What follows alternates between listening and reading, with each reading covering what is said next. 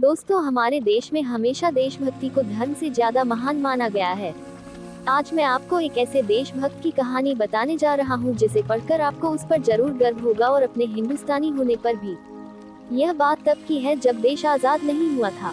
नेताजी सुभाष चंद्र बोस ने देश के लोगों से अपील की थी कि उनके घर से एक आदमी उनकी सेना में भर्ती हो और देश के लिए लड़ाई में अपना योगदान दे। इस अपील को सुनकर पहाड़ी प्रदेश में रहने वाली एक बूढ़ी माँ बहुत खुश हो गई, क्योंकि वह अपने देश से बहुत प्यार करती थी और वह चाहती थी कि उसका बेटा भी सुभाष जी के सेना में भर्ती होकर देश के लिए लड़े। जब बूढ़ी माँ के बेटे को उनकी इच्छा पता चली तो वह भी खुशी खुशी सेना में जाने के लिए तैयार हो गया और अपने माता का आशीर्वाद लेकर सेना में भर्ती होने के लिए पहुँच गया।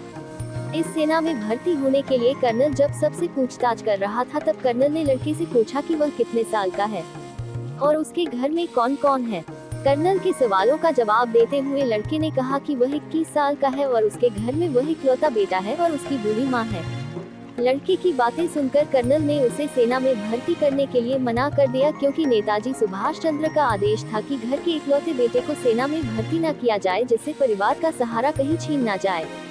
हालांकि लड़के ने कर्नल की बहुत विनती की और उसे सेना में भर्ती कर लेने के लिए कहा, लेकिन कर्नल ने उसकी एक न सुनी और उसे घर वापस लौट जाने के लिए कहा।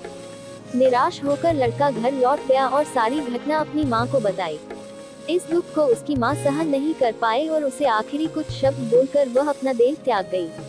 मां का अंतिम संस्कार करके लड़का फिर से सेना में भर्ती होने के लिए वहीं पर वापस लौट आया और वापस लौटकर उसने कहा कि अब उसके पास कोई परिवार नहीं है। उसके परिवार में एक सदस्य जो उसकी माँ थी वह भी उसे यह कहकर चली गई कि वह आज से उसकी माँ नहीं है, क्योंकि वह उसकी देशभक्ति के रास्ते में रोड़ा बन रही है, इसलिए उसे उसकी माँ कहलाने का हक नहीं है और उसकी असली माँ भारत माता है।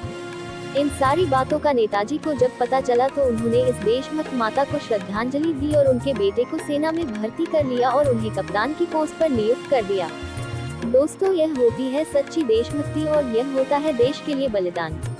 घरों पर झंडे लगाने से या स्पीकर पर देशभक्ति के गाने बजाने से देशभक्ति साबित नहीं होती। देशभक्त के दिलो दिमाग सब जगह देश छाया रहता है।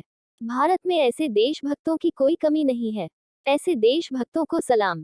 भारत माता को सलाम।